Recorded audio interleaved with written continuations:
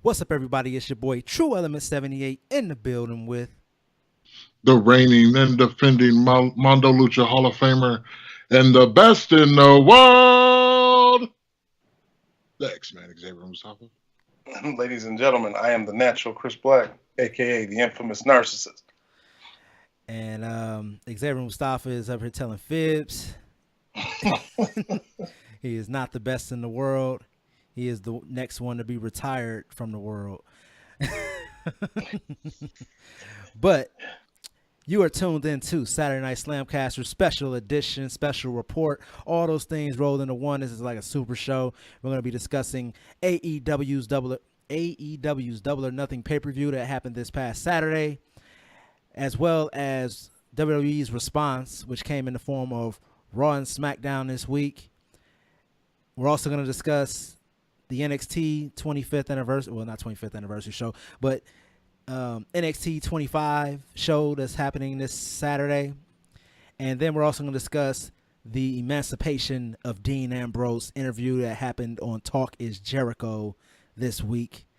Just let me say, today is May 31st, 2019. And like I said, you're tuned in to Saturday Night SlamCasters. Also want to give a quick shout out to everyone who's been supporting us and downloading our podcast, subscribing to our YouTube, and sharing all of our content all over the place. You guys are greatly appreciated. Continue to do that for us. Continue to hit that thumbs up button, like, share, and subscribe wherever you find us. Leave reviews and follow us on social media.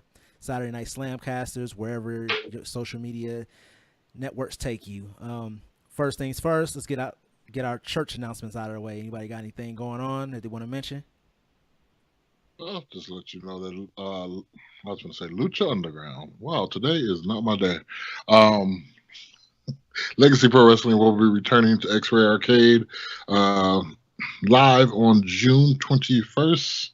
Tickets are available at xrayarcade.com. In addition to that, I'm also going to be at the RCCW show on June 14th. And I'm also going to be, probably attending some jobber show on the 15th just because they're like 10 minutes away from us. And, we got to protect the territory. We don't want nobody, stinking up the joint or whatever. So I might just show up just to kind of, scope them out, maybe cause some problems, maybe get myself over. I don't know. I haven't decided yet. All right. So those are your church announcements for today, May 31st, 2019. Now, let's kick things off right away, getting into what happened Saturday night from the MGM Grand Casino in Las Vegas, Nevada. AEW's inaugural show, Double or Nothing. First, we'll just start with general thoughts on the show. We'll start with Chris Black. Sorry, I can't contain myself. I'm so excited because it's like, finally, professional wrestling is back. I think we've all had our share of sports entertainment, and we are done with sports entertainment only. Finally, we have a company that is back to professional wrestling. And I'm sorry, unfortunately, TNA, they never really did it. Not much. They've had the talent, but they just misused it. For once, the future looks bright. And I really hope that this company continues. I hope that they be successful. And I'm ready. I'm all in. No pun intended. No pun intended. Right. Xavier Mustafa. Overall, I enjoyed the show. I kind of agree with Chris Black. Like I'm over the 19 backstage segments, the 19 promo videos, and all the ridiculousness. I just like that it just got to wrestling and it was wrestling. I mean, they still had their little side stuff, but I mean, most of it was one out there in the arena, and it wasn't long and long-winded. The promos were kept, I think, at appropriate length. I don't want to say this as a bad thing, but like it really reminded me of like WCW to a certain extent. Like the production values are a little bit different than WWE, but they're not bad. Them being in the MGM Grand brings me back to the days of Halloween Havoc.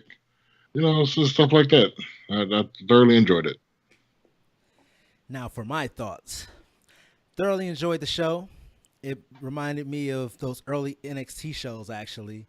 I love the fact that we had some pyro, even though WWE's pyro is always on a different level from everybody else's, but it's just nice to see like the spectacle back in wrestling as well.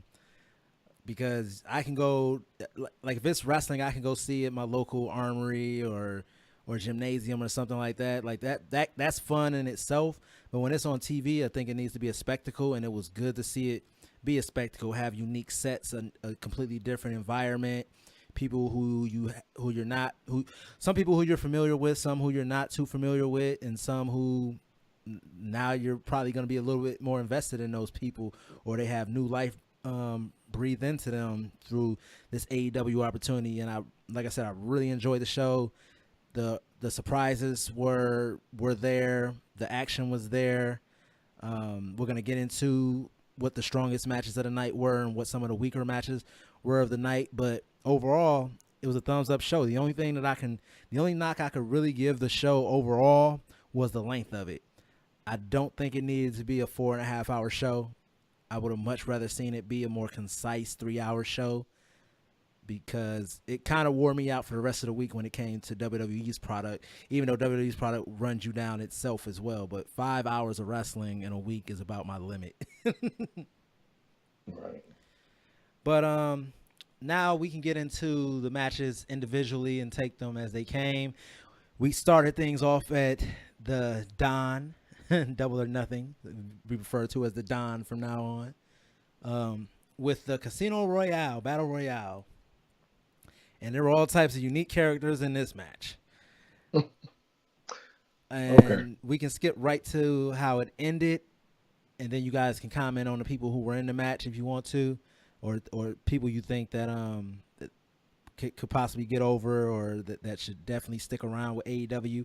But the winner was Adam Page by throwing MJF over the top rope after he basically pulled the kind of played out trope of going through the middle rope and then just hiding out until the end of the Battle Royale, but he still got tossed over in the end. So Adam Page will be facing the winner of the Chris Jericho and Kenny Omega match for the inaugural AEW championship match, or championship title match. They'll be facing each other to be the first champion of AEW. That's the best way I could put it.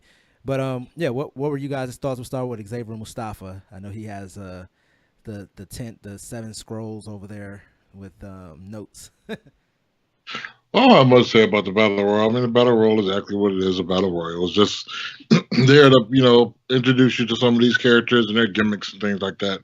I popped huge for Glacier. I mean, because it was Glacier. He was my pick to win, but he got cheated. Yeah, that's all I can really say about it. I mean, it was a Battle Royal, so I can't really be like, yeah, it was a 5 out of 5. Like, it was a Battle Royal, so. It had Sean Spears by default, in it. Should have been a 10 out of 10. It said it had Sean Spears in it. Should have been a 10 out of 10. Yeah, it gets 2.5 out of 5 for me. Ty Dillinger. All right, well, I thought that there was definitely a bunch of interesting characters in this Battle Royal. A couple things that stuck out in my mind was obviously the double amputee was Dustin Thomas. Yeah. That was an interesting sight to watch. I'm not sure how I quite feel about that, because it kind of reminded me back, it seemed like, God, is this like Sideshow? I don't know. I don't know how I feel about that. I mean, I'm always happy that, people are making money in the business, but it was interesting to say the least. I mean, the guy is talented, but again, that's just, I don't know. So he should have won it. Like, his feet can't touch the ground technically, so. Right. I don't know, but he can't throw nobody over either. He eliminated somebody. I thought he eliminated Kip Sabian. Yeah, on Sean Spears, right? It might have been a Kip Sabian or Sean Spears. It was one of them he got rid of. Oh. I mean, not Kip Sabian. Kip Sabian was facing Sammy Guevara Raw match. It's very hard with that handicap to eliminate people and make it believable. I thought it was fun seeing Luchasaurus because I hadn't seen him in a while. I've never seen him before, and that choke slam he gave to whoever who took that table through the shoulder, where, man, that was a nasty bump. But you know what? Believe it or not, the one spot that I actually had to go back and watch again that I popped for, I was cracking my ass off, just laughing hard when Orange Cassidy came out. I've never seen this guy before. And he comes out with his sunglasses and his hands in his pocket, and he starts giving Tommy Dreamer like these lackluster kicks. Like Tommy Dreamer sold it just beautifully. I mean, there's a place for comedy in pro wrestling. This was well placed, well timed, and I don't know. It was over for me. As weird as it was over with me. I was laughing. I was entertained. I don't know. It had a little bit of everything. This Battle Royal had a little bit of everything. I don't know. As Battle Royals go, it was pretty good. Who was the person that killed Tommy Dreamer? Like he's in the hospital with like something with both of his knees or something because of the results of the Battle Royal. Like somebody was in there being like way too stiff with him. I was reading. Orange Cassidy. I wonder if that's who it was. But yeah, people were complaining about him on Facebook that he works a little too stiff, and something happened with both of Tommy Dreamer's knees or legs or something. Yeah, that guy is stiff as hell.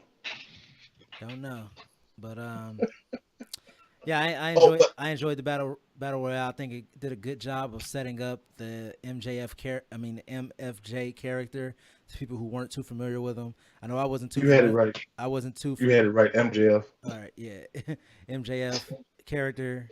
I thought Michael Friedman. Okay, yeah, MJF. Yeah, I wasn't familiar with him until All In, and at All In, I kind of got the feeling that like he was like a Miz like ripoff. But then on this night, I kind of saw his character's kind of a mix up of like EC3 and the Miz. Yeah, but he's definitely a standout. But at 23 years old, he's definitely a standout. Right, and I really enjoyed his promo that he cut later in the night because you could obviously tell that obviously they're setting him up to be one of the main heels in the company, but then also you could tell that he's one of the few people on the roster that actually knows how to cut a promo because they didn't really allow Adam Page to say anything. They didn't really allow Jungle Boy to say anything. Jimmy Havoc, like nobody else really got to speak. MJF had all the mic time. Yeah, right. So we'll see. So we'll see where it goes. I know they have their Fighter Fest coming up, and then the Fight for the Fallen, and then their next actual official pay-per-view is going to be emanating from the Sears Center in not Chicago, Illinois, but that's where they want to advertise it from. So we'll go along with it from Chicago, Illinois. Tickets going to sell June 14th. I know I'm going to be trying to get some. You guys trying to go to the All Out show in Chicago? I'm thinking about it, but I don't know how hard it's going to be to get them tickets. Yeah, because last time I sat there and played with that website for the first 45 minutes until I got the notification that it was sold out. Last time I got in to get the tickets, and then I was like, I can do better. They got booted out, so I don't know. I mean, I would like to go. If all three of us try, somebody should be able to get in. Somebody, shit. We gotta get our who we know in the company. Just we got some pull. I'm sure y'all know somebody over there. Right? Didn't you have some of the matches with Jimmy Havoc? Xavier Mustafa? I mean, nope, not with Jimmy Havoc. Okay. Next up, we had Kip Sabian taking on Sammy Guevara, and Kip Sabian won by pinfall. What were you guys' thoughts? We'll start with Chris Black. This match was a good match. It was reminiscent of the TNA X division.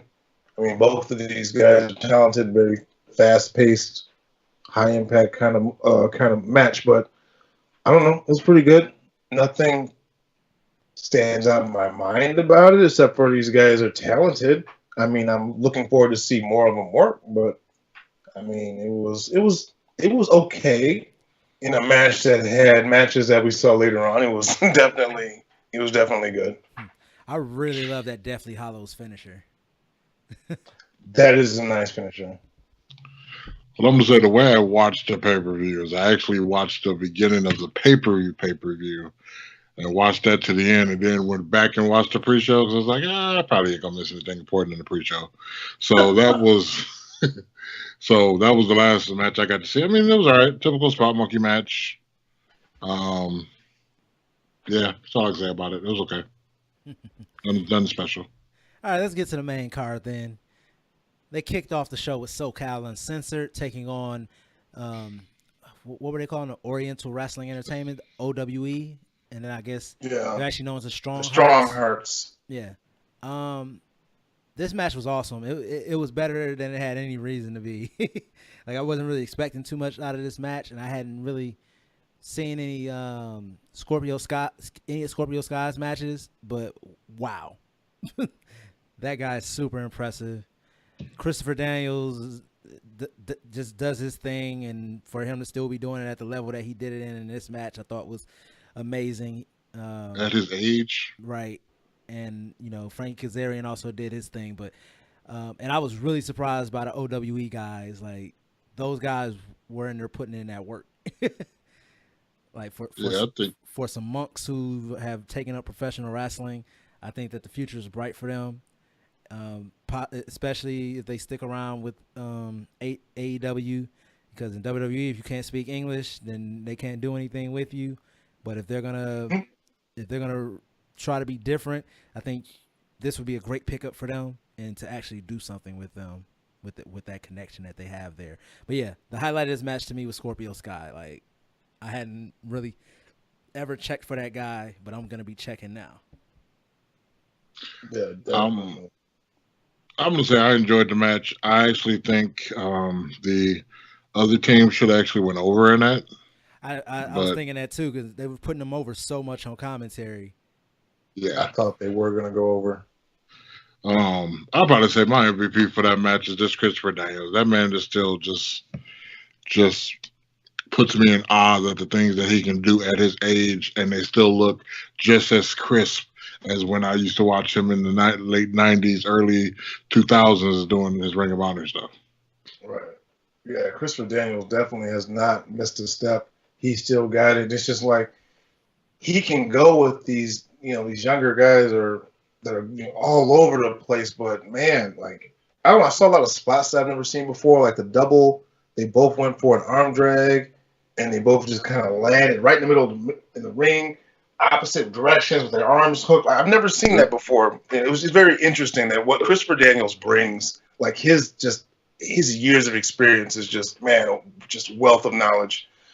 Frankie Kazarian, I'm always laugh because I remember when his whole thing with WWE was he didn't want to cut his hair, and he would refuse to cut his hair, and he looks like discount Kurt Angle now.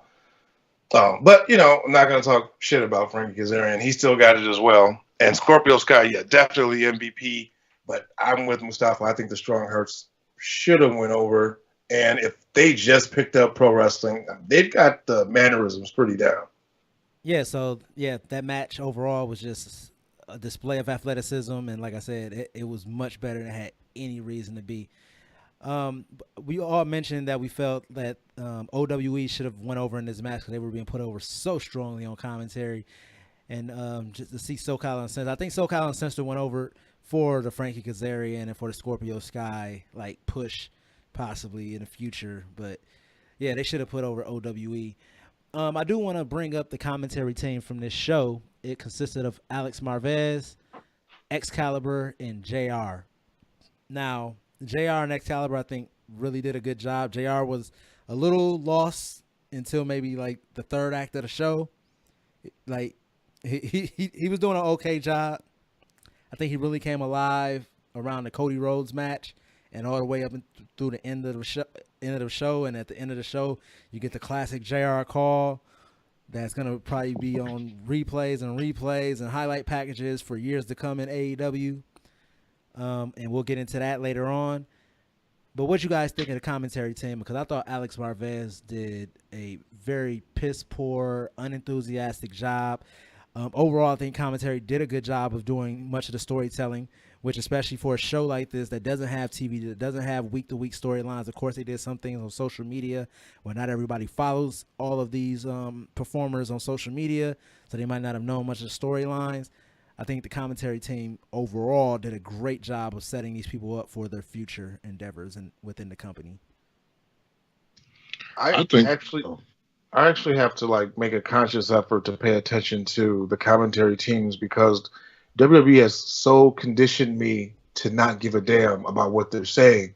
So it's I hear chatter, and sometimes I'll hear them say little things about the the wrestlers in the ring, but it's obvious. It's honestly it's just background noise for me. So I didn't really like cue into what they were getting into until JR kind of woke up, like you said, about Cody's match, and he got a little more excited. That's when I kind of heard them more. So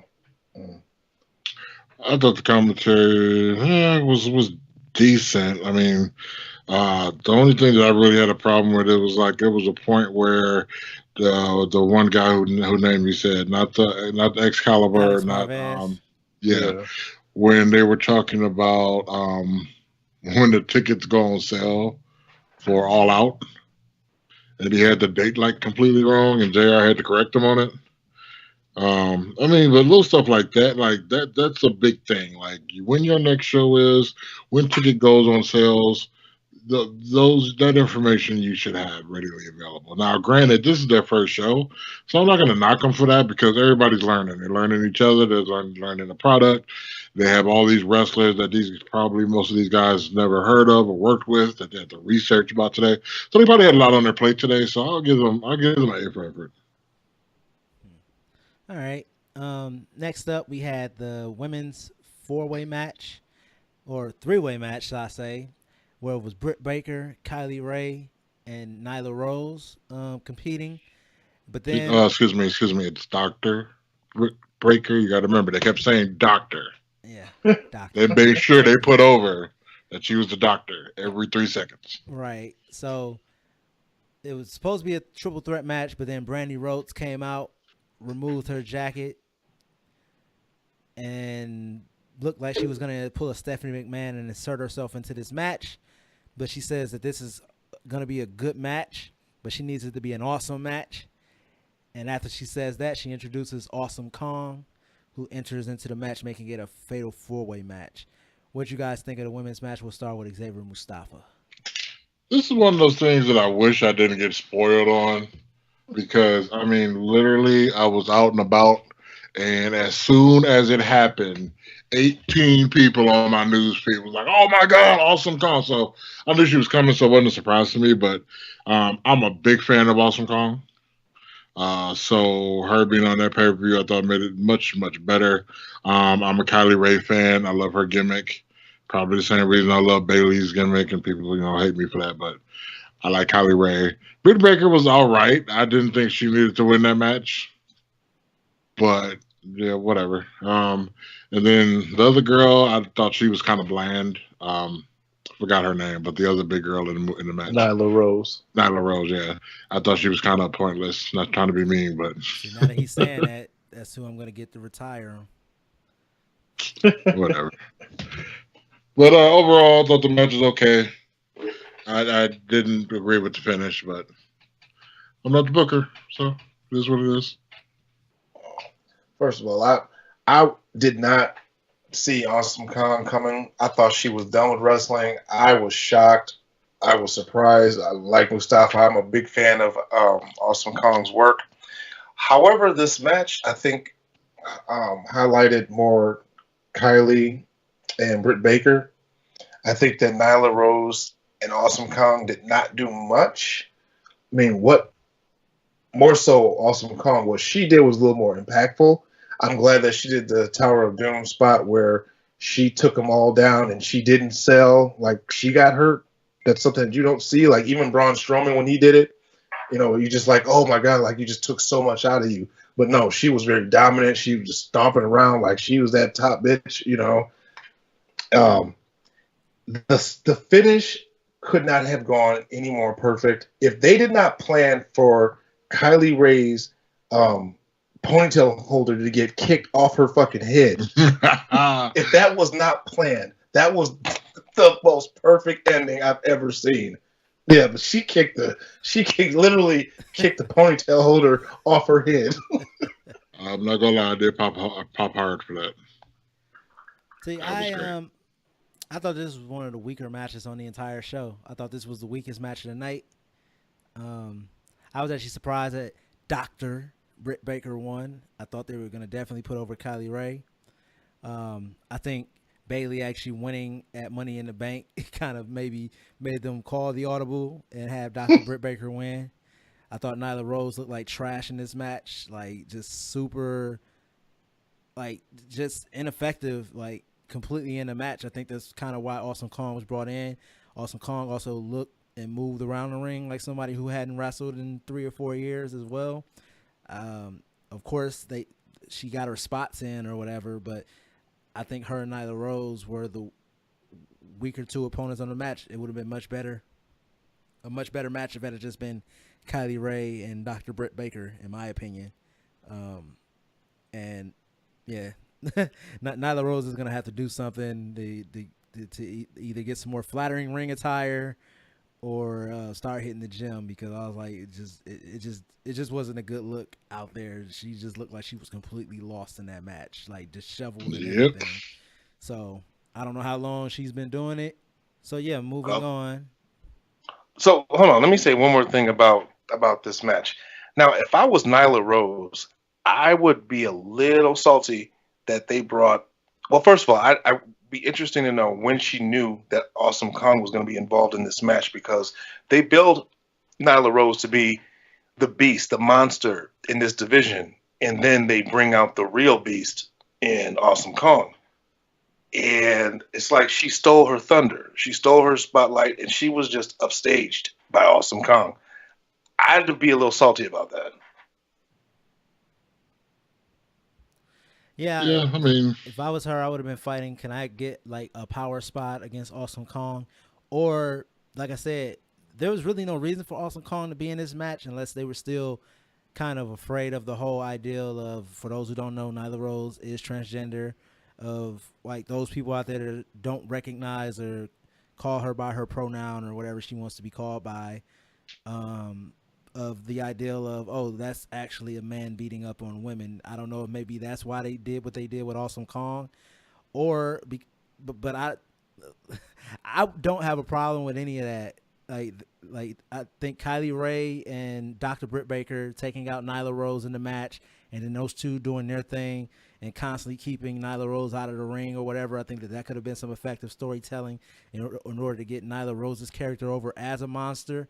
Or you have Nyla Rose replace somebody in the match that happened later on with Aja Kong, and she's beating up on Aja, and then Awesome comes out to make the save or something like that. Maybe that would have been a more effective way. But I think that Nyla Rose just got completely overshadowed in this match by someone who's probably not actually signed to the company.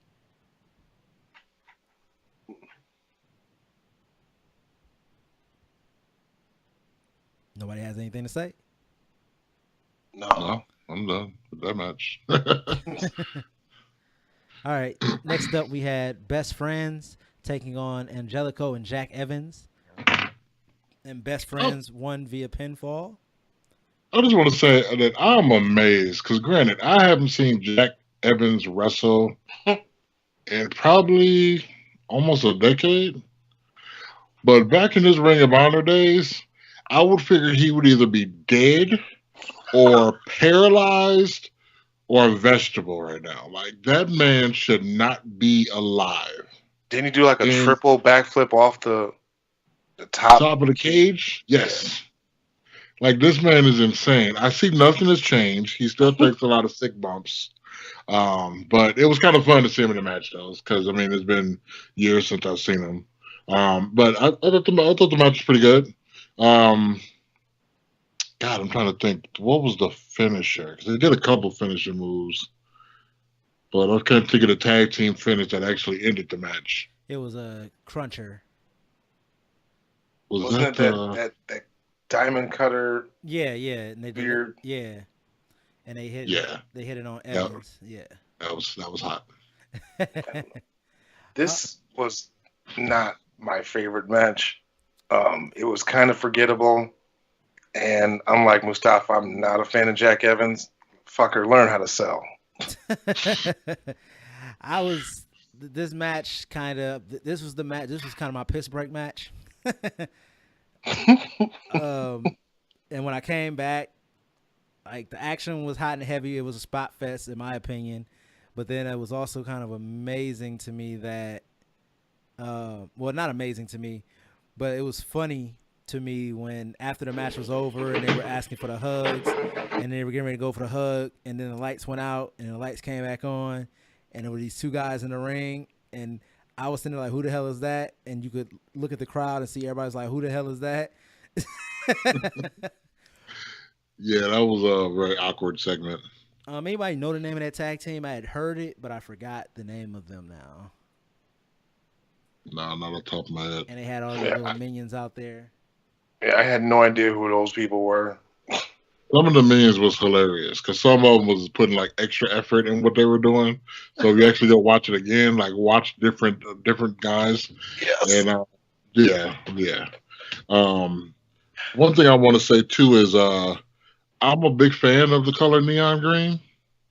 However, on Jack Evans' them tag teams, I thought that was the most awful ring attire I've ever seen in my life. Man. The other team, they had on lime green too, but it wasn't the primary color. You know, they had like gray and stuff like that in it, so it was kind of, you know, toned down.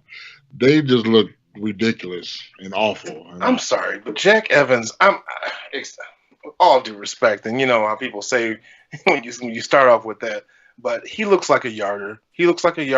It's guys like that. I hate to be that guy, but it's guys like that. But just kind of you look at him and you're just like, this guy doesn't look like a wrestler. He looks like I could kick his ass. Like I don't know, not a fan. Just not a fan. Oh yeah, the name of the tag team that showed up with the minions that was called the Super Smash Brothers. And if they're signed to AEW and they have television, that name's gonna be changed real quick. Real quick. Yeah. Yeah, so yeah, it was just hilarious when they showed up. The crowd was like, "Who are you?" Like, but yeah. So, what was the next match? The next match was Hikaru Shida, Ryo Mizunami taking on Aja Kong, Yuka Sakazaki, and Emo Sakura. Asuka. Aja Kong and the girl I think you named second, who was the trainer of a lot of the other girls that was on the other team. Yeah, Yuka Sakazaki. I thought they both shined. I mean, some of the baby faces did too. I'm not gonna lie, but as far as the heel go, I thought they were great. Aja Kong, the whole time I was waiting for her to hit the spinning back fist. Oh. So when she finally hit it, I was like, yes. She was taking a lot of good bumps to be as old as she is. And I like that she did that, you know, for the young kids. You know what I'm saying? Just let the young kids get over. I appreciate it. I thought the match was really good. I think it was probably the best of the women that night, hands down. And even though you didn't know who a lot of these people were, I think if they keep it up, people will know who they are. Yeah, it was a match of like 6 Oscars, like just going at it. See, you always make it racist. Trying to say they all look alike. I didn't say that. I don't know. This match kind of reminded me of I guess WWE back when Aja Kong was around. They were in like a women's Survivor match with Alundra Blaze on the other side. Mm-hmm. I don't know, these women. The one thing I remember about the women in that match, the Japanese women, is they worked their asses off, and yeah, it shows. This match was a really good match, and for 5 people who I had no idea who they were, like I was kind of invested in who was going to win or not. I mean, we all picked Aja Kong's team to win, and that's who won. No, they didn't. Oh, my bad. No, they didn't win, yeah. They were going to win, but then Aja Kong accidentally spin it back fist her own teammate, and then it went downhill from there. Yep. So, and then next up we had. Oh, hold on. This is the match. That's where I got fucked up. This is the match where the timekeeper fucked up. Yep. Yeah, that was real bad. First of all, this is one thing I want to say. This is what I want to say to independent promoters out there and to you know, WWE and stuff like that. People got to pay attention, man. Why are you ringing the bell when the referee didn't tell you to ring the bell? Like, that's one of those things that, like, baffles me. Like, we already know wrestling is what it is, okay? But, damn, come on.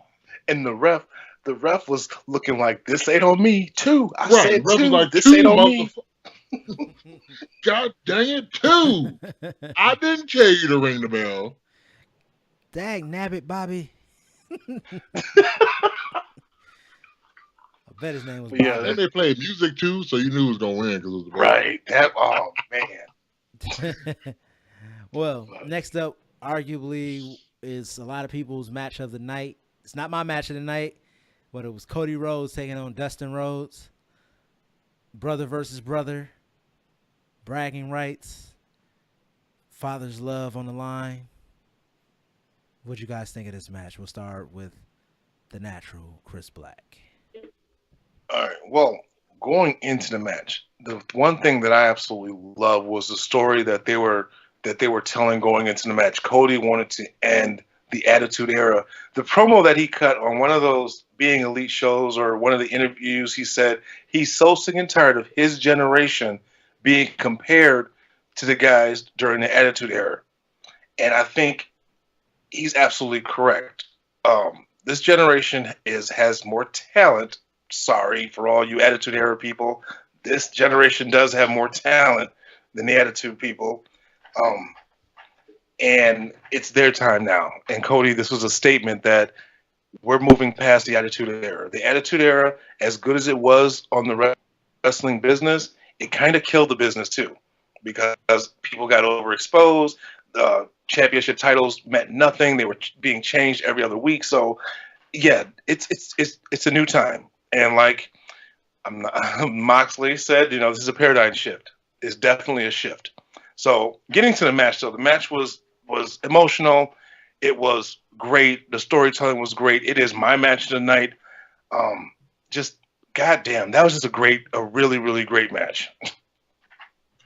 My 2 cents is, first I want to comment on what you were saying, Chris Black, and this kind of goes a little bit into like the Dean Ambrose interview where he was talking about the Jon Moxley interview. Where he was talking about, prepared scripts and stuff like that. It's like, what I did like about the Attitude Era is that it was literally sink or swim. You eat or you get ate. And that's how it was with promos. Like, they didn't write promos, they gave you bullet points, and you went out there and you were to use your creativity to get the promo over and get yourself over. Otherwise, if you're doing a promo with somebody, they just gonna out promo you and you just gonna look like the dumbass. Yep. Which I understand they do the written promos now to try to protect the guys from that happening, but at the end of the day, the cream of the crop is always gonna rise to the top. So I don't see the point of them doing that, but I just want to just throw it out there about the Attitude Era. As far as the match goes, first of all, at this point that this match happened, I want to say we were like almost 2 hours into the pay-per-view, if not 2 hours into the pay-per-view, and this was the first singles match if you actually watched it from the beginning of the pay-per-view, versus if you watched it in the pre-show. So I thought that was kind of weird with the show. There's not that many singles matches, but I will say if I have to wait 2 hours to get a match like that, I have no problem waiting 2 hours for a match like that. Absolutely love the match. The only thing that I didn't care for the match is all of the blood. Just the crimson mask thing always makes me want to just throw up. I'm not blood is cool in matches and stuff like that. It's just that will go up there like that moment with Eddie Guerrero and JBL to me. That was where it's just too much blood loss. Yeah, just too much. But other than that, I thought they told a perfect story. I liked the ending. So yeah, that's probably, I think that is my match tonight. You think that's a lot of blood loss? Just you wait till August. Wait, what is going on in August? When Xavier Mustafa gets retired. Where is this? When is this? And where is this match happening? And who against? Because it's not you. I will be the catalyst. You know what? We're going to have to book this match one of these days so I can shut you up. Xavier Mustafa versus True Element with Chris Black as a special guest referee. That's unfair. He's an urban horseman. do the Shawn Michaels super kick on the Rock. But no, we'll get one of the what was his name? Lance Anoa'i or whatever. We'll get him to be the special referee. NOI. Lance NOI. Random rock cousin. Hey, come on. We'll get to it. But yeah, this match, I thought that this match was really good. Dustin Rhodes proved that he still has it. The blood, yeah, I was like, wow, that he went full Eddie Guerrero. I guess Cody Rhodes is going to be the JBL of AEW. He gets the blood in his matches.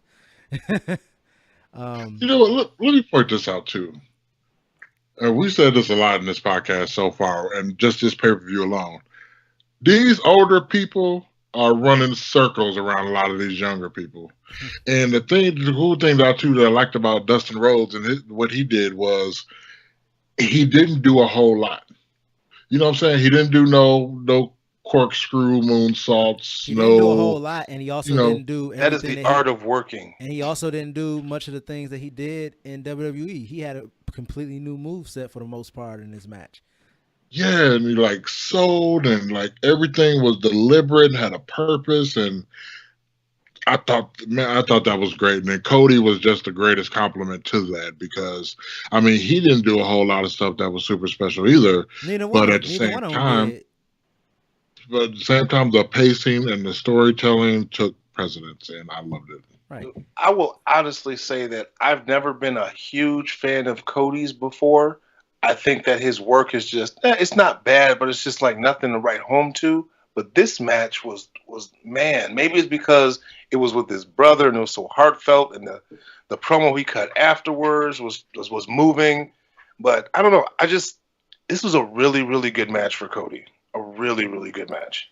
Yeah, the one thing about the ending of this match is something that Xavier Mustafa won't have to worry about when he's unlacing his boots. He won't have to worry about, you don't retire here. I mean, when I'm standing over your broken body? Won't be my broken body. Get out of my ring. But, yeah, so now we have to look forward to Dustin Rhodes and Cody Rhodes taking on the Young Bucks, the Bucks of Young. And I think it's at Fyter Fest they're going to be facing off, so we have that to look forward to, I guess. And I think that could be a pretty good match. It'll be interesting to see how Dustin Rhodes works with the Young Bucks. Next up was the Chris Jericho and Kenny actually, before we get to that. Next up, we had a special guest make their way to the ring to do a title presentation. We had Bret Hart make his AEW debut. And, another shocker. Apparently, it was supposed to be Ric Flair, but Ric Flair had his hospital scare and visit, and has since been released. But Bret Hart gimped his way down to the ring to present the AEW title. Before he presented the title, he called Adam Page down to the ring, and they were getting ready to introduce it when they were interrupted by MJF, who started insulting Bret Hart, telling him to watch out for a fan comes out of the crowd and takes him out again, calling Adam Page Seabiscuit and just making fun of everybody. And then he was interrupted by Jungle Boy and Jimmy Havoc. But nothing came of that. And while all of this was going on, randomly, I guess a producer must have just told Bret, hey, we're running out of time. Get the belt out. So he presents the belt to the crowd. Everyone at home just got to see a black leather strap for the most part. He didn't hold it to the hard camera. Overall, compared to the belts that we get in WWE, I thought this was a good-looking belt. My only critique of the belt was I don't like the strap with the AEW embossing in it. I think that makes it kind of look corny. But other than that, it looks like a NJPW belt, fuck the UFC belt, and out came this thing. And it looks like it is actually heavy as fuck. Yeah. It looks like it weighs more than the NWA title. More than the 10 pounds of gold.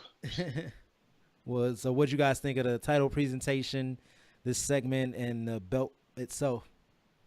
Well, hold on. Pause. Let's think about, what if Ric Flair would he even have been allowed to present the belt at this time? Yes. Well, he had been able to lift that would have been interesting to see how the fallout of that. But As far as the presentation, it was nice. I was very shocked to see Bret Hart. Again, MJF, just bright future, just the future of the company right there as far as heels go. I don't know, great segment, except for Bret Hart missing the hard cam. But other than that, yeah, a lot of people were complaining online. They're like, yeah, we didn't really get a good, clear shot of the belt. Someone needs to take a better picture and put it online. Because, I mean, again, it was a pretty belt. You can see it was a very pretty looking belt. But, again, since he didn't put it in front of everybody, all you saw was the black strap. I thought the segment was okay. I just don't kind of know what they're going with Paige and JKF, whatever the initials are. Jacob Friedman. What's going to happen with Michael those J. guys? Fox. Like, are they? Yeah, I just kind of don't see where they're going with that. But I'm gonna give it time to develop and see what happens. For a show this long and for that to be the only promo and for it to actually be entertaining and effective, I thought that I thought that it was good. I do want to let you know before you go to the Chris Jericho match, you actually missed a match. The Young Bucks versus that was after the title presentation. Oh, because you still talking about you setting up the main event earlier. So. Yeah, I know, and I stopped myself. Went back to the all right, all right, just let you know I got your back. I got your back. You know you're trying to take me out. You got my 6. All right, that's cool. You know you're trying to take me out, but whatever. And you got my back right now. Sometimes I gotta have your back, but I gotta make sure I got that blade in hand. Next up, we had the AAA World Tag Team Championship on the line. The champions, the Young Bucks, taking on the Lucha Bros, and this right here was my match of the night. And the only complaint that I can levy against this match is the same critique I have of every Young Bucks match, which is too many damn kickouts, false finishes, too many damn false finishes. Like, no human should be able to survive the power moves that went down in this match. But, god damn it, I love it. Like, Ray Phoenix just proves that, like, as much as they try to put over Neville as the man that gravity forgot, Ray Phoenix just pulls shit out that I never see anybody. Like, they say the one and only Ricochet, they try to put him over. Like, Ray Phoenix is just spectacular to watch in that ring. I don't see how he did all that top rope shit, that one spot with the top rope where he just walked around the top rope like it wasn't shit. Just bounce, bounce, bounce, and then Hurricanrana, like, what the fuck? Like, how do you even do that? What I'm going to say about the match is, and you're probably going to hate me, Trill, I'm saying this after what you just said about the match, but I felt like watching Pentagon Jr. and Ray Phoenix, every time I watch their match, I feel like I'm seeing something different. Every time I watch the Young Bucks, I feel like I'm watching the same goddamn Young Bucks match. Like, it's the same stuff over and over and over again. I am so over that tag team. It's the same stuff. That's just my whole thing. So it was probably one of my least favorite matches of the night, to be honest. I think Nick Jackson got outshined by Matt. Matt did pull out some things in here that I hadn't ever seen him do. But this match was just fun and high energy throughout. Like, when you talk about people having cardio, I don't remember there being a rest spot in this entire match. There's nothing bad about their work rate. It's just I feel like their work is just the same. It's, lock up, super kick, arm drag, super kick, hip toss, super kick. Yeah, but what I'm saying is that I really just enjoyed it. Like Cody had the best storytelling of the night in their match. This match was just all high energy, and of course it's a tag team match, and you expect for there to be some rest breaks.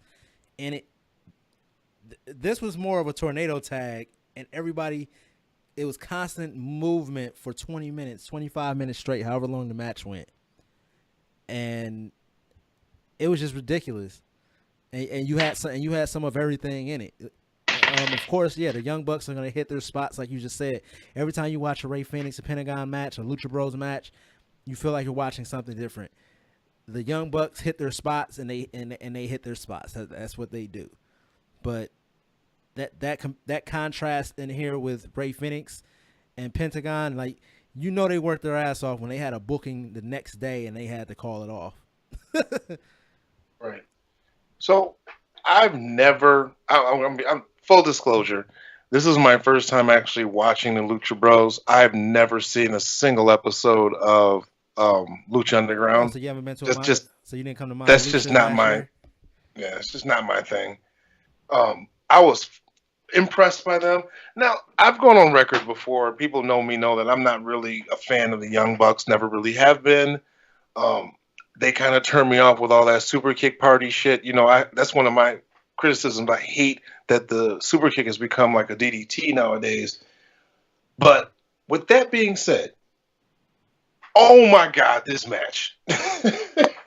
Like, for this is my first Young Bucks match that I actually watched from start to finish. Now, for you guys, it probably was the same old, but for me, who has never really watched a full match of theirs, because I just normally, whenever the name Young Bucks come up, you're met with a lot of eye rolls from me in the past.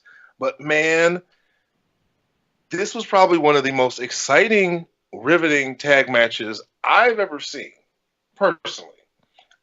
I really didn't care who was the face, who was the heel. This match was action-packed from start to finish. The combo moves were insane. Very unique double team moves by both teams. I used to think that a lot of their too many kickouts, too many false finishes. But when I watched the match, I had to watch that match twice. And the second time I watched it, I counted there was only 2 move combinations that probably should have ended the match, and that was the sliced bread powerbomb done by the Young Bucks. They could have won after doing that, but then the double destroyers by the Lucha Brothers, that probably could have ended the match. But again, I don't know. I was amazed by the athleticism, by the innovation by both of these tag teams. I don't know when their rematch is for the AAA titles, but I definitely want to watch it. Yeah, and we say all of that, and we mentioned earlier that Cody and Dustin are going to be taking on the Young Bucks. That's going to be a completely different type of match, and I think you're going to see a completely different Young Bucks in that match. I don't think they're going to be able to do the things and that they normally do against the Briscoes. And it's going to be an old school. Yeah, Lucha Bros. I think that with Dustin being in there, it's going to be slowed down a lot. And I also don't think you're going to have so many false finishes. No. They're going to make them work, but I think it's going to be a great match. They've got me interested. The Young Bucks, I'm all in. Like, before AEW show, Nick, Matt, who? Like, I didn't know which was which. I knew nothing about them. I really wasn't a fan. Like I said, I got turned off by the clips that I have seen. I'm just like, these guys are ridiculous. But, man, I will eat crow on that one. Next up, we had the co-main event. Kenny Omega taking on Chris Jericho. The winner is promptly inserted into the inaugural championship match for the AEW Heavyweight Championship. So the winner of this match will go on to face Adam Page at a later pay-per-view, probably the All Out show in Chicago. Chris Jericho goes over Kenny Omega in this match. And why did I say co-main event? This was the main event. Yeah. So, Xavier, Mustafa, what did you think of this match? After all these years, Chris Jericho is still the man. That's what I got to say about this match. Chris Jericho, as always, puts on a great match. Kenny Omega puts on a great match like he always does. I would have picked Kenny Omega to go over in this versus Chris Jericho, but it was still a great match. Can't really say anything bad of it. Broken nose My and all. second best match of the night. Okay. So I enjoyed this match. I think that Jericho should have won based off of the matches that he got coming up in New Japan. Plus, I think he's going to be the one who wins the belt, the inaugural belt. They got to put it on a familiar face. They just have to. Plus, he's a great heel. I think he'll get Hangman Page or whoever's the next baby face. This is how I'm looking at it. That belt, when they give it to Jericho, what they're really doing is building the next top baby face. I think that's what the plan is. And I think Hangman Page might be that baby face. But, okay, so that's that part of the match. Now, I'm not a fan. Now, granted, Jericho is, could be considered the GOAT. But I am not a fan of redoing a botched spot, so that kind of bothered me a bit.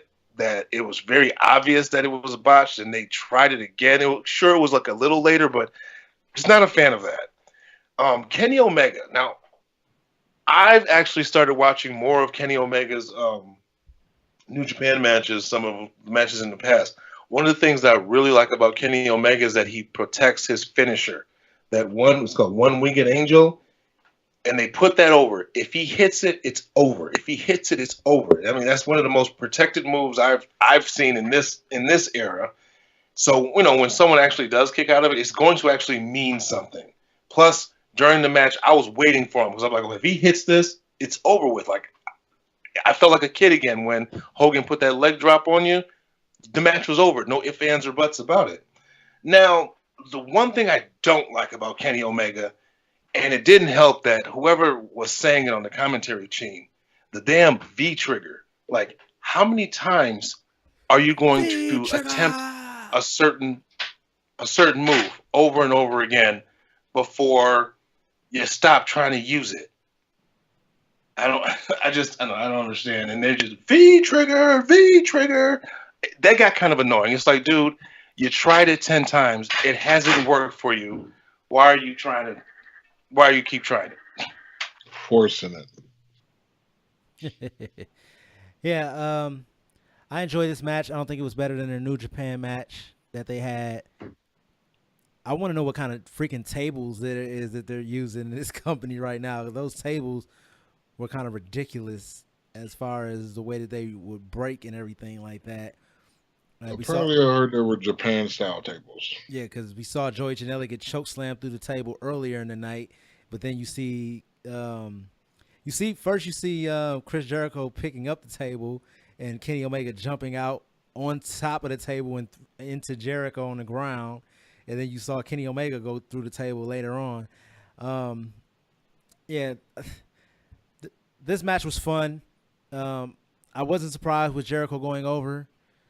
Like we said, based on the matches he has coming up, he needs to have momentum headed over back to New Japan. And I think that's going to be one of the most interesting things to see are these people who have these floating contracts that can go and compete other places. I know it's something that we've discussed.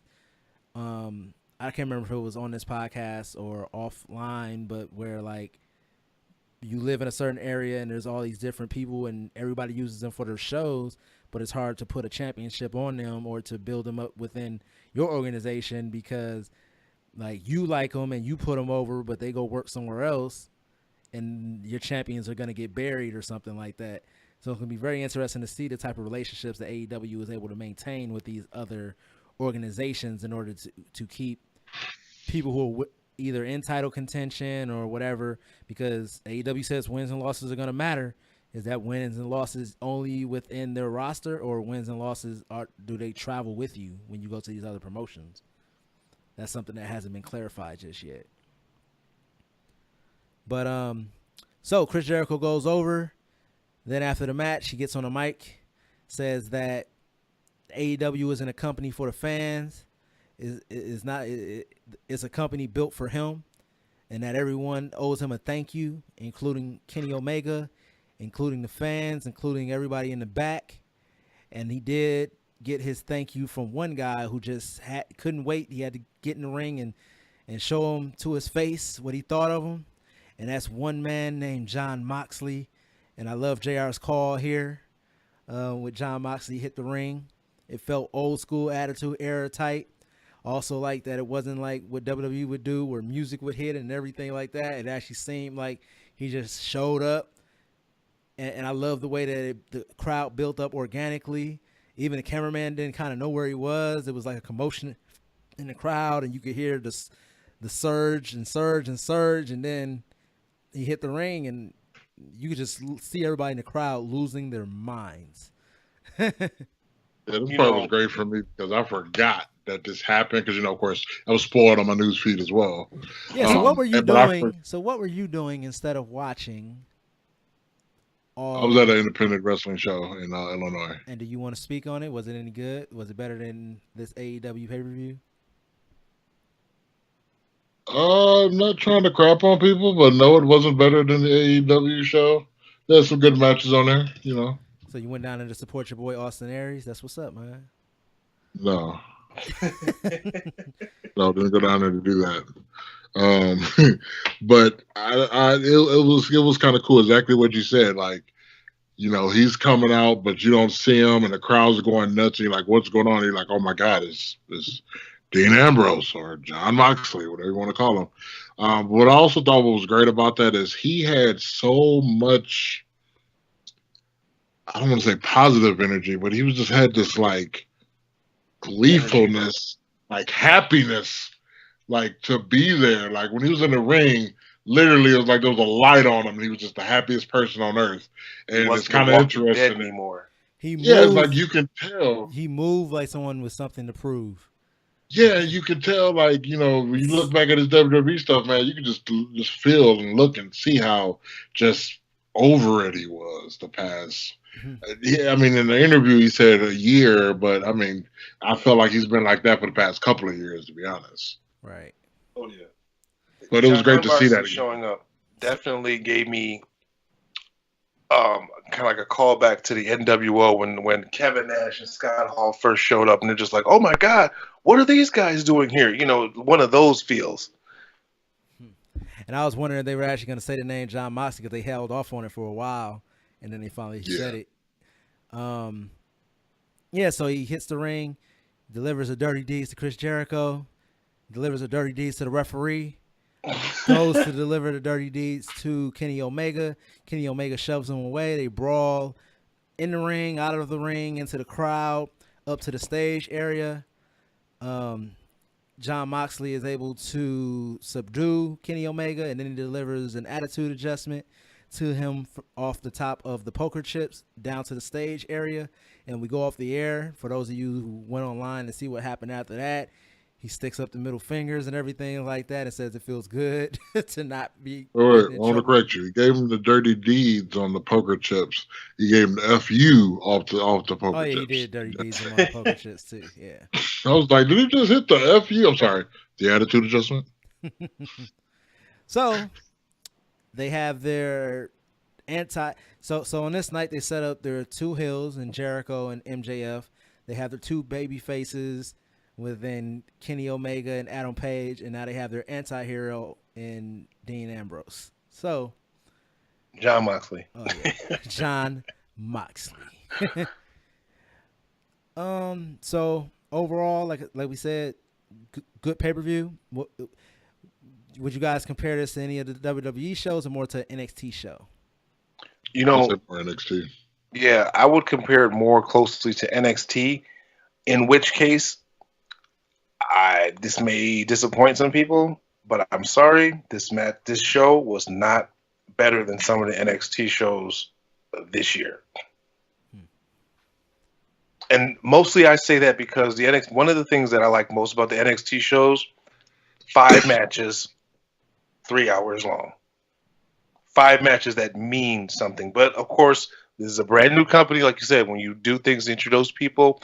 But that's one of my things is like those 5 matches, you're invested in all 5 of those matches. I cannot say I was invested in all 11, but again, this is a very new company and a lot of people I didn't know. But as far as how good the show was, if it was the top 3 shows of this year, the first 2 slots will go to the NXT shows. Okay. Now moving on, and since we're already there with Jon Moxley, we'll get into Raw and Smackdown in a second. Jon Moxley did an interview on the Chris Jericho podcast that was released on Wednesday, entitled "The Emancipation of Dean Ambrose." And so in this, he addresses basically his departure from WWE, when he knew that he was finished with the company, the steps that they took to try to keep him, and then the steps that he took to show them that he basically was completely done with the company. So I know I listened to it. You guys both get to listen to it. Yep. We'll start with Xavier Mustafa on what his thoughts were about Jon Moxley's interview about his old alter ego, Dean Ambrose. I think it was a good interview. I liked the light that he kind of shined on how the whole creative process worked and how it works with Vince. And it's kind of like what a lot of people have speculated. It's just, Vince is going to do what Vince wants to do. I mean, you can't really fault him for that because it's his company, but at the same time, it's like you got to give your guys their creative freedom, just like you did in the Attitude Era. Yeah, you took some risk, and there's sometimes where, people cut promos that they shouldn't, and they had to be disciplined because of it. But if you take the creativity away from people, you pretty much like you're cutting up their balls. Let's put it that way. I couldn't imagine being in that situation because, I mean, right now on the independent scene, that's one of the things that I really like, that I get to come up with, how my match goes. I mean, they may tell me what they want for a finish, and then it's my job to make sure that I tell the story that needs to be told for that finish to be over the way the promoter wants it. But if the promoter is going to tell me do X, Y, and Z, and that's all I can do is X, Y, and Z, well, then, like Dean Ambrose said, you should just hire an actor because that's not what I'm here for. Like, would you tell an artist that, okay, they got to paint this picture exactly like this? You're going to give them a brush and say, hey, this is what I'm thinking. Do something for me. But that's what I got from the interview, though. That creative process sucks. Man. Now, what a difference a couple years makes. Because remember when we were all talking about we brought out the Stone Cold interview early in our podcast episodes, and we were saying how Stone Cold kind of exposed, Dean Ambrose at the time. And it's just like, yeah, I don't know. Maybe he was off that day, but he says that he was done with WWE about a year ago. He knew he was done. I think he was feeling he was done around Stone Cold's podcast. I want to go back and listen to it because some of the questions that I do remember Stone Cold telling him, like, hey, well, no one's got balls nowadays, and don't nobody just, give them their, their ideas. They're scared, blah, blah, blah. And Dean is probably sitting there, and you saw the wheels turning during the interview, like he wanted to say more, but he just couldn't. Y'all feel what I'm saying? Like, now looking back at that episode is like the reason why he had nothing to say, probably because he knew he was going to get himself in trouble if he opened up his mouth and started venting. Yeah, he knew he had to walk that corporate line at that time. Right. So I think that's what the issue was during that particular interview. He already knew he had said too much when he was like, I wanted to do a bunch of stuff, but Brock didn't want to do business. So, right. But also, I don't think he knew he was done at that time, because in this interview, he kind of just addresses kind of all of that. Like, I was a babyface, I was a champion. They just didn't have any plans for me. Like, I was never meant to get over. And any piece of crap they gave me, I went out there and gave it my best to get it over. And it just so happened, he was like, they had the corporate thing going on, and I ended up getting over, and they had no choice but to insert me in there. But he basically just makes it known he wasn't happy through all of that, but Vince could use his, basically, like he said, Jedi mind tricks to get him to do certain things. And then one day he just woke up and snapped out of it and was like, and I think that, and it's kind of the same thing. I listened to Sami Zayn's interview on, I think it was Lillian Garcia's podcast, where he was saying once they get injured and they go home and they really get to reflect on what they've been doing and how much happier they feel outside of having to go to SmackDown every Tuesday or Raw every Monday, just being able to have that clarity, and then also being able to tune into the actual show and see it from the fans' perspective. And that's one thing I liked about Dean Ambrose, is that he really expressed how much of a fan of professional wrestling he actually is, that he'll actually still watch the product, and he's like, this is trash. Like, I know sometimes we see superstars go on social media and lash out at fans like, oh, you guys are marks and you don't know anything or whatever. But it's like, if you go back and you have to watch the same product that is being delivered to us every single week, then you would also be like, yeah, this is trash. Like, this isn't the best that we could deliver. We could be doing better. Well, just think how frustrating that'd be, is you getting chewed out by fans online about what happened on that week on Raw, and you had no control over it. Right. You had no say in it. You had a better idea, but Vince said, hey, you're gonna do this. And you did it, and fans are like, what the hell was that? Like, I got kind of ticked off in the interview because when one of the stories he was telling about the one where he had to do the segment with the doctor. And if y'all remember, that was here, and I the worst Raw ever. That he didn't even wrestle or anything. And it's like, you were actually here. It wasn't like you were injured or they pre-taped that somewhere else.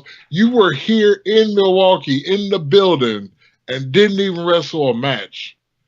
And we ended up having the worst Raw in the history of Raws. I actually enjoyed that he actually remembered that it was specifically Milwaukee. He was like, we were in Milwaukee, and they wanted me to get a shot in my ass. This interview kind of reminded me a little bit of the CM Punk, because you really get a good look at what happens backstage and how people are just so unhappy. He really expressed how stressful it was to work there. Now, everyone wants to have a career or a job where it doesn't feel like work.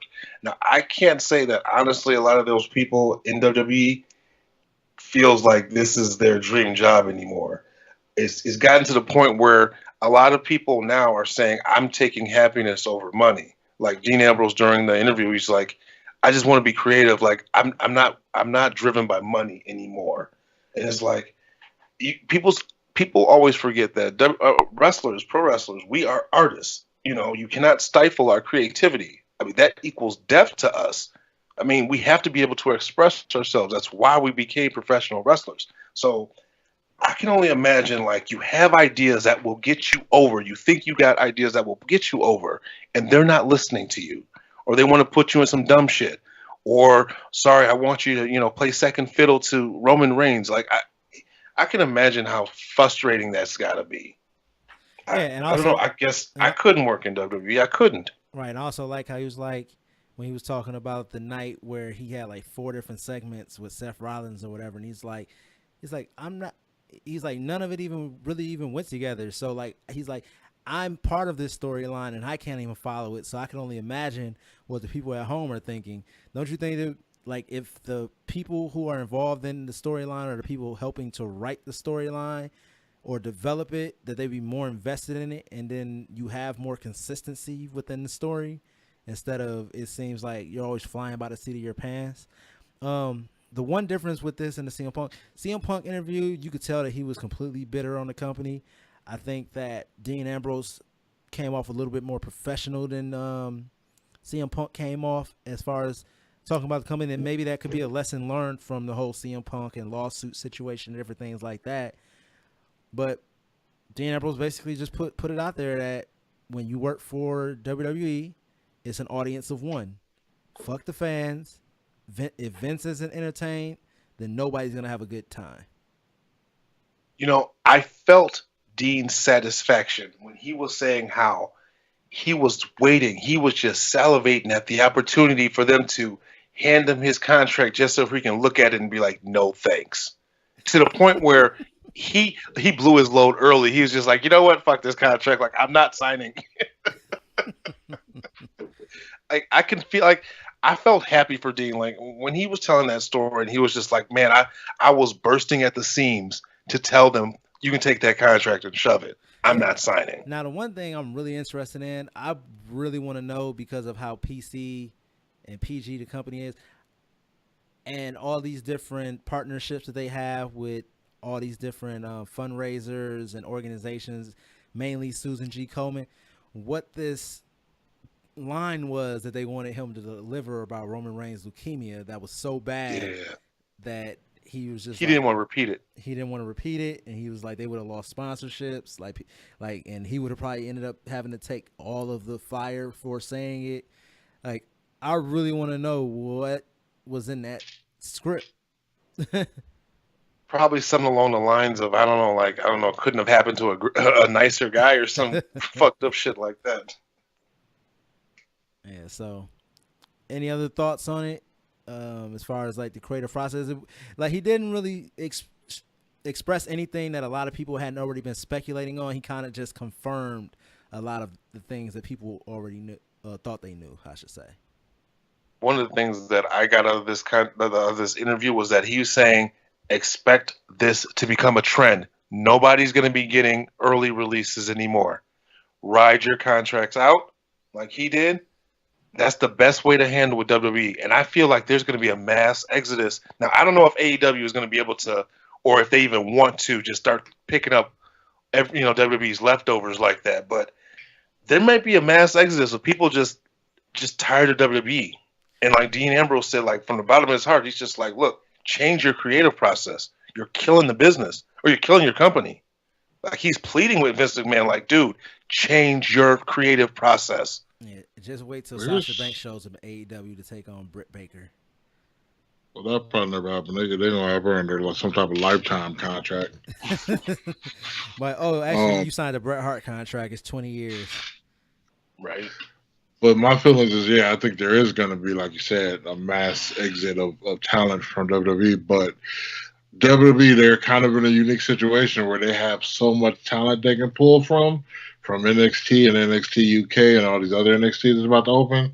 So they're going to have the talent pool to replace anybody that leaves. However, will they have, people with enough star power to keep them afloat for a long period of time? That's the part that I think will probably be the biggest issue. One insight that he did give I thought was also interesting is these new contracts I guess that WWE offers, because I always thought back in the day that you worked there and once your contract was up.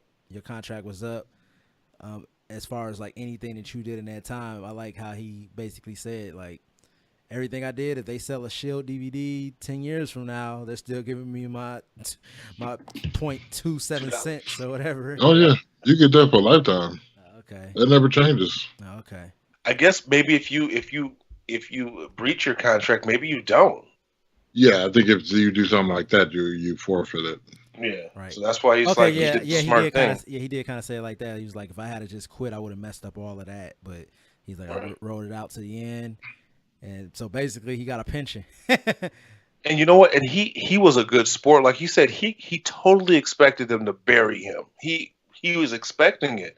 And he was like, it never they tried to with the whole Nia Jackson.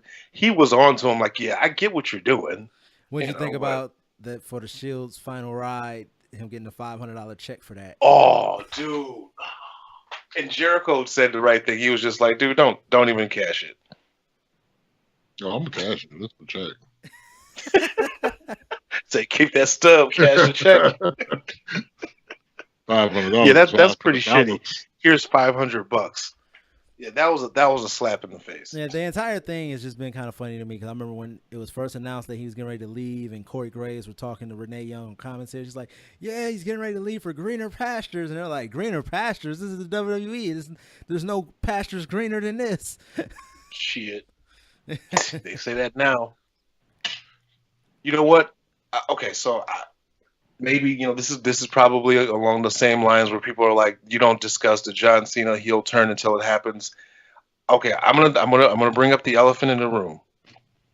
So what are the chances when Punk's UFC contract is up? They are on national television now. Punk is needed to be the final, I don't want to say nail in the coffin because I think WWE will still be around, but imagine the landscape of professional wrestling if CM Punk showed up after his UFC contract is up. And I don't think we can even have that conversation until his contract is up with UFC. Well, but I will say that if there was a time where Punk needs to get his ass out of retirement, it is now. Punk doesn't have a UFC contract at this point in time. He doesn't? No. He needs to make some moves. Yeah. Pretty much, if CM Punk is still that bitter, and even Dean Ambrose kind of described the same thing CM Punk described, I was sick to my stomach thinking about having to go to work every week. Or whatever. But Dean Ambrose just wrote it out, and now he sees these greener paths. If CM Punk still has all the malice and hate in his heart for WWE, and he wants to try to put the nail in the coffin for them, yeah, he can come out. And I'm talking about the proverbial nail in the coffin. Like, WWE is going to be around now, then, and forever. As their slogan says, they're going to exist in some type of form. They're too big and powerful to just completely cease to exist. Right. But CM Punk would be the biggest paradigm shift in professional wrestling if he appears for AEW this year. That would be insane.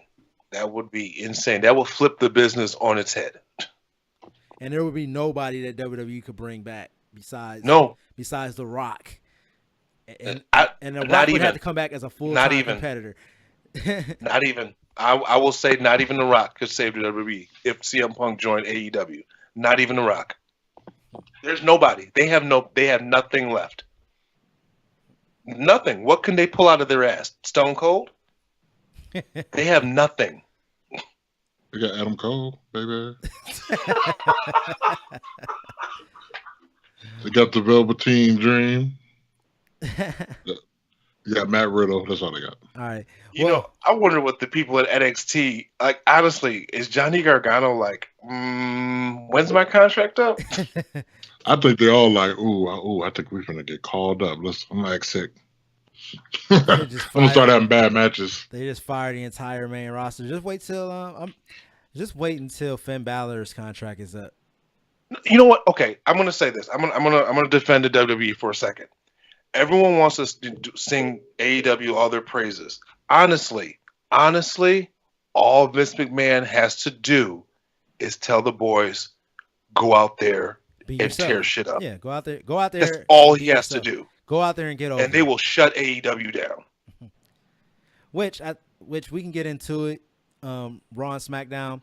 Not gonna go match by match. Not gonna go everything by everything. We're just gonna discuss if Raw and SmackDown held a candle to what AEW did, or do we feel that WWE's response to AEW was effective? I don't even think they had a response, to be honest. It was the same old stuff. The only thing is Sami Zayn said AEW in a promo that they cut out on any other repeats, but you know he was told to say it because Sami Zayn isn't going to say anything that he's not told to say because they know he knows better. This is my attitude as far as WWE's response, quote unquote, their response. I think they took the Art of War method, which is not even draw attention to it.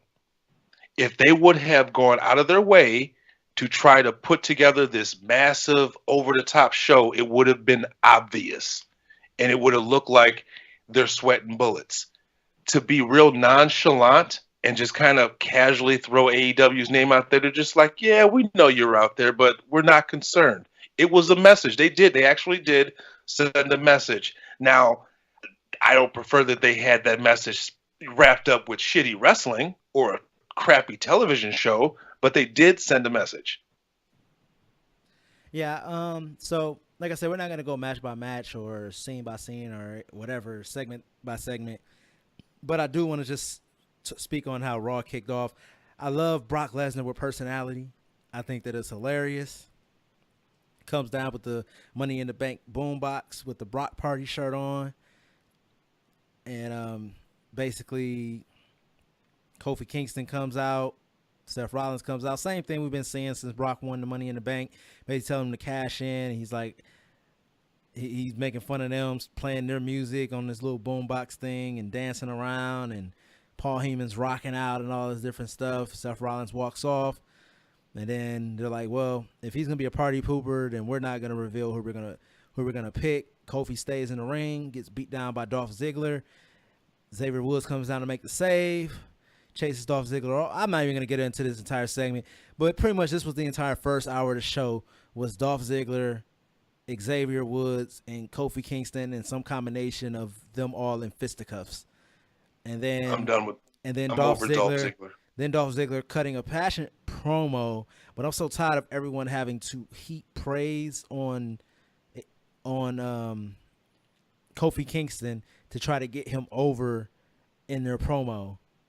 Because they know that his promos aren't that strong. They have to get him over and get themselves over all in their promo. It's almost like when Bray Wyatt was getting ready to face Undertaker at WrestleMania and he had to cut promos and Undertaker wasn't there. I'm kind of over the whole, like, okay, this is, since you brought up Kofi. If Kofi don't start taking things seriously, I'm about to write him off. Like, he comes down to do that promo with, I was going to say R-Truth. What's his name? Xavier, God, help me out. Xavier Woods didn't come down with him. No, he came by himself. But he came with the tray of pancakes. Yeah. This dude just beat up you and your boy. He crushed your neck last week. Ain't no time for pancakes. If somebody beat up one of y'all, and then I am approaching whoever. Ain't no pancakes. Again, who I'm writes not thinking this about shit? no pancake. I ain't get no pancake. I'll probably use that tray. Right. I'll probably come down there with that tray and give them hands. Like, that part just drives me nuts. Like, come on. Like, who thought that was a good idea? Kofi got your ass royally kicked at the end of SmackDown. You got stretchered out. Yeah, you walked off the stretcher, but you got your ass handed to you. What do? You show up throwing pancakes and skipping. That's something. Yeah, that's something I would do. All right. Yeah, so that was our entire first hour of Raw. Was pretty much Brock Lesnar, Seth Rollins, Dolph Ziggler beat down Xavier Woods, and Kofi Kingston, vice versa. Before you go ahead, was there anyone from Raw besides Seth Rollins on the first hour? Brock Lesnar. No. Dude, it was Monday Night SmackDown. Yeah, and so we move on from that. I don't even remember what happened. Some other stuff happened. Eventually, we get to Shane McMahon, our first match of the night. Shane McMahon and Drew McIntyre make their way down to the ring. They start talking about Samoan heritage and how the Samoans have been disrespecting the McMahons for decades. The crowd starts giving them "this is a boring" chant, and eventually they introduce this guy named Lance Anoa'i. I don't know if he's actually related to Roman Reigns or anything like that, but they have a match. It's about like a 90-second match. Drew McIntyre, before the bell even rings, beats this guy down, feeds him to Shane McMahon. Bell rings, Shane McMahon beats up on him, chokes him out, won't release the hold. Roman Reigns gingerly walks down to the ring while his supposed family member is getting choked out and beat up by Drew McIntyre and Shane McMahon. Then Roman chases them off, hits Drew McIntyre with a spear. That's our first action of the night. 90-second Shane McMahon match. Mustafa, is it just me, or were they being very, very unsafe with Lance Anoa'i? Like, they were being extra unsafe with him. Extremely. I'm trying to figure out, like, so I'm Roman Reigns. I got problems with this dude. I see my cousin backstage, like, hey, you doing something tonight? Yeah, I'm doing this thing with, Shane McMahon. Oh, okay, cool. I'm going to let you go out there by yourself. I'm going to let you get beat up, and then after a while, I'm going to come out there. But I'm not going to be in a rush, though. So I'll come out there. He got beat up for like 10 minutes before Roman I'm Reigns like, what is going on? He wasn't at the monitor watching his cousin? Like, my cousin get WWE tryout. I work for WWE. I'm going to be at a monitor somewhere. It's like, dude, Roman Reigns, you a shitty-ass cousin. Right. You are the worst. That's cousin. That cousin. That was that cousin that asked to borrow $350 before and never paid it back. That was that cousin. That was that cousin used to spend the night, but he still peed in the bed. Well, he wasn't invited to the cookout, so maybe he wasn't all family. That's the cousin when he does come to the cookout, you make sure he's staying in the backyard with everybody else. You're like, don't go out. We going to the house for? Sit at the kid table. Yeah, so that was our first action of the night. Eventually, I don't remember when it happened. I think it was when I don't remember. I don't remember when it happened. I was gonna say R-Truth came running through the ring with everybody chasing him for the 24/7 championship. I think that was during the next Brock Lesnar segment, or was that during the women's match? We can get to the women's match. The Iconics had a match facing Alexa Bliss. No, was it Alexa Bliss? No, it wasn't Alexa Bliss. It was Bayley and Crazy Girl. Nikki Cross. Yeah, Nikki Cross and Bayley taking on the Iconics. And, of course, the Iconics continue their losing streak since winning the women's tag team titles and not defending them.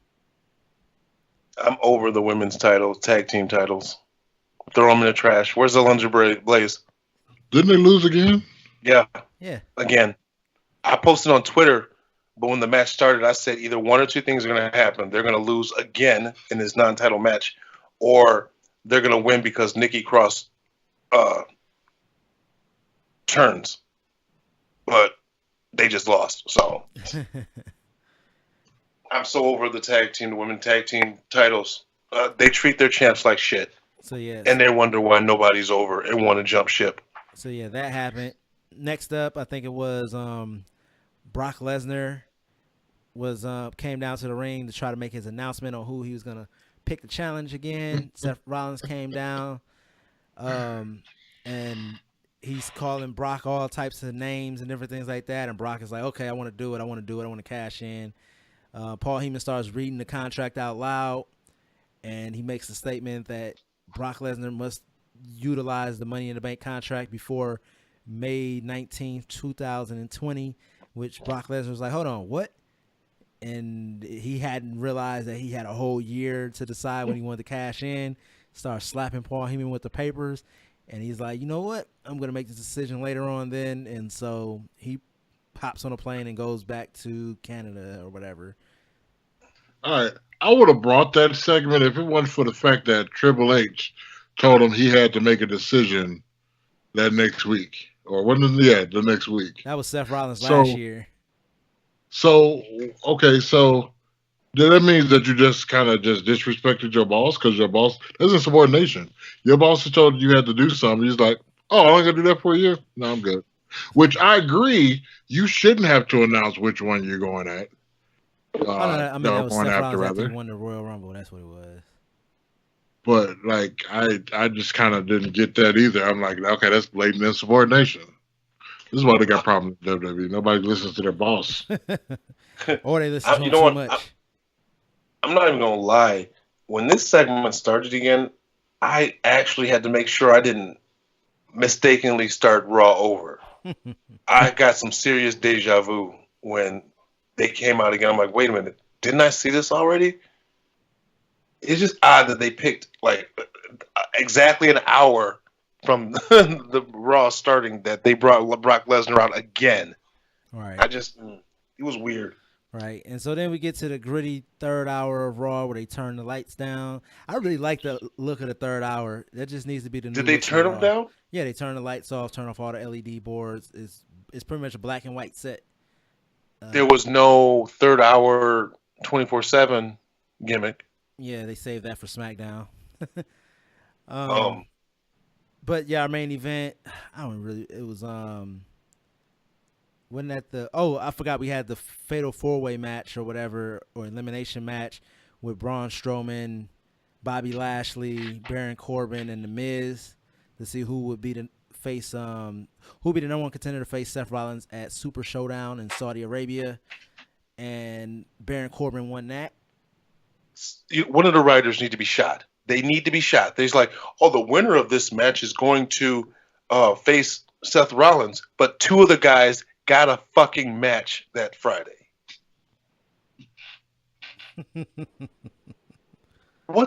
Seriously, one job. You fuckers got one job and you can't even write shit. Xavier, Mustafa. The fuck? Like, seriously, one job. Continuity. One job. I was thinking about my boy Bobby Lashley. Poor Bobby Lashley. Like, he's trying out there, but he's in the world by himself. You know what I'm saying? They need to put somebody with him. He needs somebody. That is his Achilles heel right now. Dude, he is not going to get over himself. It is a sad time in WWE right now. Like, it's worse than it was when WCW was kicking their ass in the ratings. It's gotten that bad. It's worse. I don't know, man. We don't got Mabel winning King of the Ring, man. Dude, it's bad. It's bad. Like, all your talent is not over. Nobody's over. Who's over in WWE? Then we get to the third hour. We mentioned the Sami Zayn electric chair confession, questions being asked by the crowd thing. Complete and utter trash. He mentioned AEW. Then all air was sucked out of the room by a big gasp. Did you see Bully Ray's tweet about Sami Zayn saying AEW and the IWC? Their reaction? No. Look it up on Twitter. What was the main event? It was Seth Rollins taking on. Was it him versus Dolph Ziggler? What was the main event? Oh, was it Sami Zayn? No, it was Drew McIntyre. That was Kofi the next night. Wasn't it? Who did Seth fight? Because they were attacking his leg. Oh yeah, it was Sami Zayn. No, it was Sami Zayn versus Seth Rollins. Wasn't that the main event? Yep. Yeah. Which nothing amounted from that. Seth Rollins went over, obviously. He was selling the leg, but Brock had already made it known that he wasn't going to be cashing in, so that was the end of Raw. Now, full disclosure, I did not watch SmackDown at all. So You didn't miss nothing. So I will turn it over to my co-hosts to let them give you guys their thoughts on SmackDown, and I will. Well, the be good back. thing about SmackDown is it was over in 2 hours. And the only thing I think of relevance was Charlotte being like the special guest commentator, while it was Bayley versus Carmella, I believe. I think it was Bayley and Carmella. No, who was it? it was Carmella versus Lacey Evans. Wait, no, because where was Bayley? You sure? Okay. Well, no, that'd have been Bayley, because then she went over there and they had the altercation. So maybe it was Bayley. Well, I don't know. But anyway. Again, it was so damn shitty. I can't remember who wrestled who. It ended up with Charlotte giving them hands to Lacey Evans. So I guess now is Lacey Evans a baby face now? I don't know. I don't know. It's stupid. First, you got Charlotte on commentary putting it over like her and Lacey are gonna go for the tag team titles. I'm like, really? Please don't do that. And then they get into a little bit of a scuffle at the end of the match because Charlotte kind of screwed up her victory. Yeah, this match was forgettable. Oh, I do want to mention the Firefly Funhouse segment that we had, which I'm it's getting long in the tooth. We need to see. I'm about to get over. I'm about to be over with the Firefly Funhouse because I'm convinced because WWE writes shit nowadays and they can't book anything. They're going to bring that character out and he's going to do something stupid. Or they're going to fuck it up. Like, I have zero confidence. Right now, WWE is DC. The DCU. See, I don't mind the Firefly Funhouse because I think it's actually hilarious.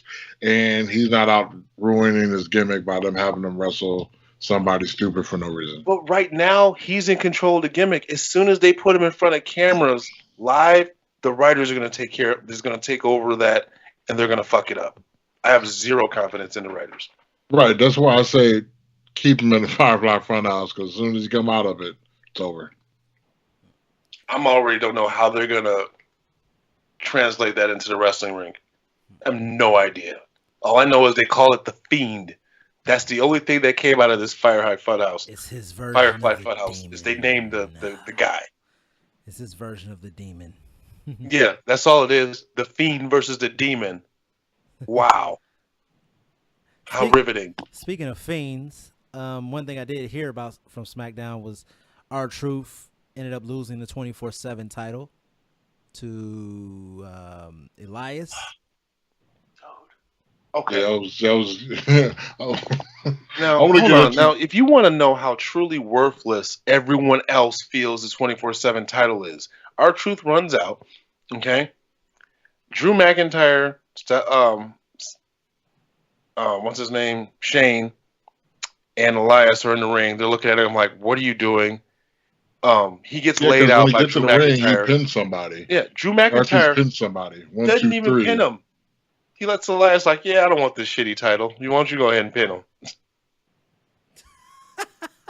and then like Shane McMahon totally telegraphed the end of the night, where he was like, "Well, I'm going to suspend the 24/7 rules so Elias can focus on his match until after the match." I'm like, "Oh, so that means R-Truth is going to get it back at the end of the night." Sure enough, your two-time 24/7 champion, R-Truth. Now, R-Truth, again, he's just that guy who can just, I don't know, take a turd and polish that until it, I don't know, turns to gold. I think the only one that's going to benefit from ever having this title is R-Truth. I don't know. This, oh my God, I'm so done. Like I said, you know what? I'm going back. Remember when we first started the podcast and I said that I only watch the pay-per-views because Raw and SmackDown is ruining my WWE experience? I'm going to start going back to not watching Raw and SmackDown again. It's totally not it's not worth my time. We have to make a schedule. Hey, you watch Raw this week, you watch SmackDown this week. So it's not so much of a chore. I don't know. But yeah, like I said, I didn't even give SmackDown a chance after Raw, and I was just like, I'm all wrestled out. I know we have. There's only two more points of SmackDown I think we need to discuss. The first one is like probably the biggest deal that happened on SmackDown is that we have another match at Super Slowdown.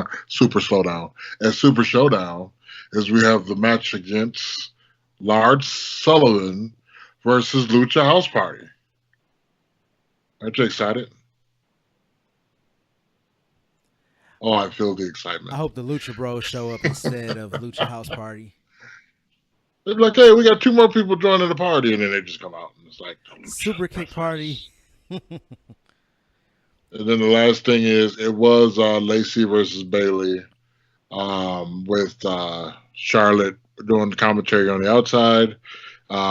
They're fighting on the outside, and then Bailey turns around and gives Charlotte a forearm. They go back in the ring. Charlotte gets up. I think she gets up on the apron. There was a roll up by Lacey Evans on Bailey. 1-2. She kicks out, and then I think she ended up hitting her with. I think it was the Bailey the back or something. I don't know. The match ended shortly after that, and then Charlotte came in and started giving Lacey them hands. Which is great. So yeah, that was your week of WWE television for the most part. I'm gonna let you guys give your NXT 25 predictions now. All right, well, let's start out with my boy Matt Riddle and Roderick Strong. Who you got for this one, Chris Black? I would like to see Matt Riddle go over, but I think this is going to be a night for Roderick Strong and his boys. So I think Roderick Strong with some fuckery. I'm going with Matt Riddle. I think this is not going to be the night for the Undisputed Era because I think they are on their way out the door to the main roster. It'll be too soon, but whatever. Not like they actually do anything with their NXT talent. Another match I'm looking for is the Velveteen Dream himself. We're defending the NXT North American Championship against Prince Pretty, Tyler Breeze. Man, this match is going to be off the chain. I know. I'm so looking forward to this match because we got the old Tyler Breeze back. Yes. The unrestricted Tyler Breeze, and he was amazing when he was in NXT. I'm looking forward to this match. It's probably going to be one of the more fun matches of the night. And then we have Danny Burch and Onsi Lorcan. I know I butchered his name. Versus the Street Profits, Oli Lorcan versus the Street Profits versus the Forgotten Sons versus Bobby the Fish and Kyle O'Reilly for the NXT Tag Team Championship, and this will be a ladder match. This is probably going to be match of the night. This is probably going to be absolutely ridiculous, and another match that I can't wait for. I'm going with Undisputed Era on this one. I think they're going to sweep it tonight. I mean, during NXT 25, I think they're going to take it all of them. I think it's going to be a clean sweep.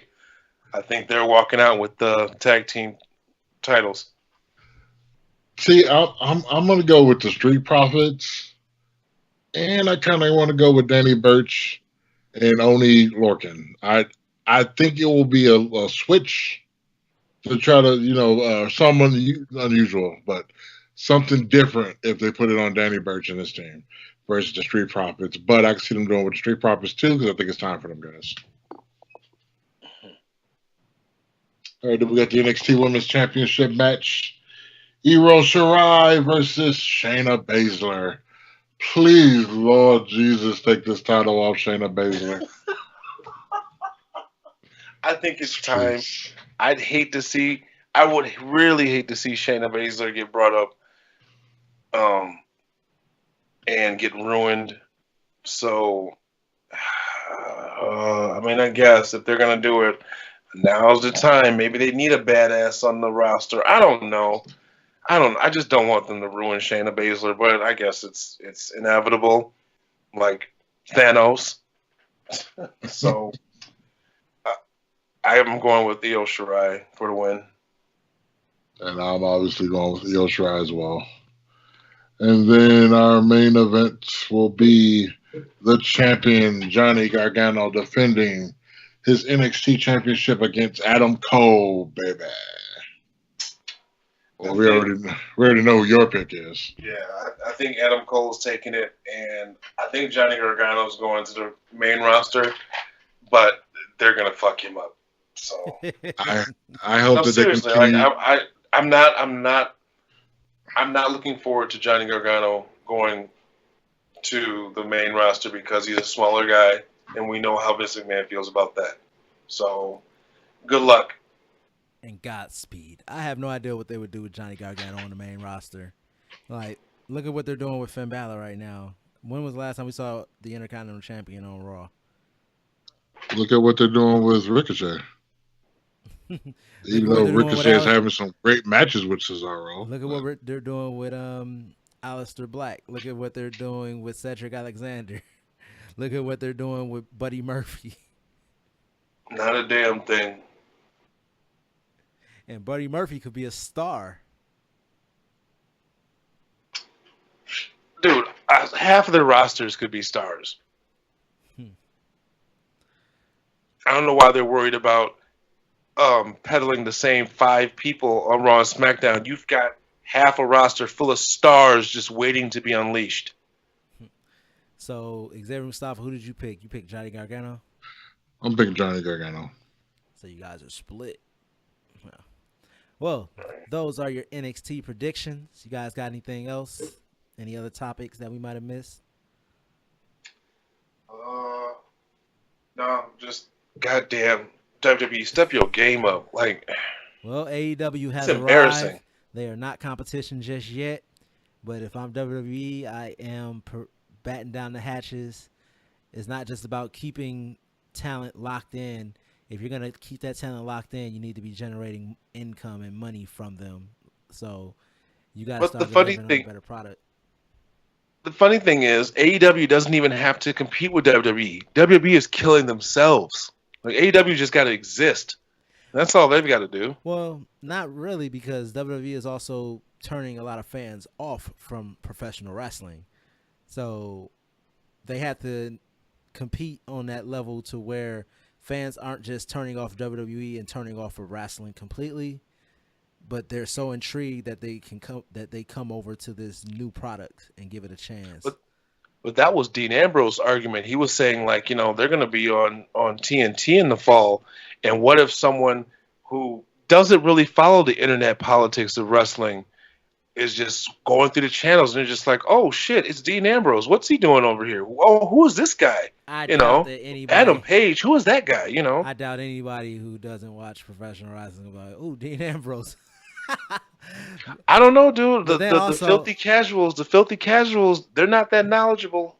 Yeah, but then the one thing I can also say is that USA actually has a better show lineup to where people are more likely to go to that channel than TNT does.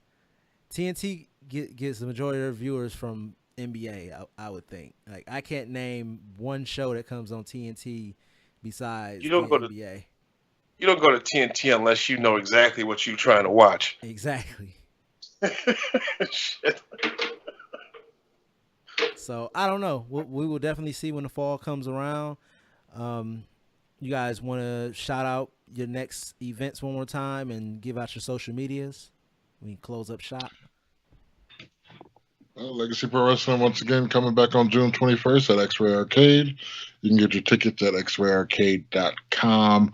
Look us up on Facebook at Legacy Pro Wrestling WI. You can find me on Facebook at Xavier Mustafa. And that's also where you can find me on Twitter at Xavier Mustafa as well. Okay. And I will also be at that Legacy Pro Wrestling show on the 21st and also be in La Crosse for the RCCW show.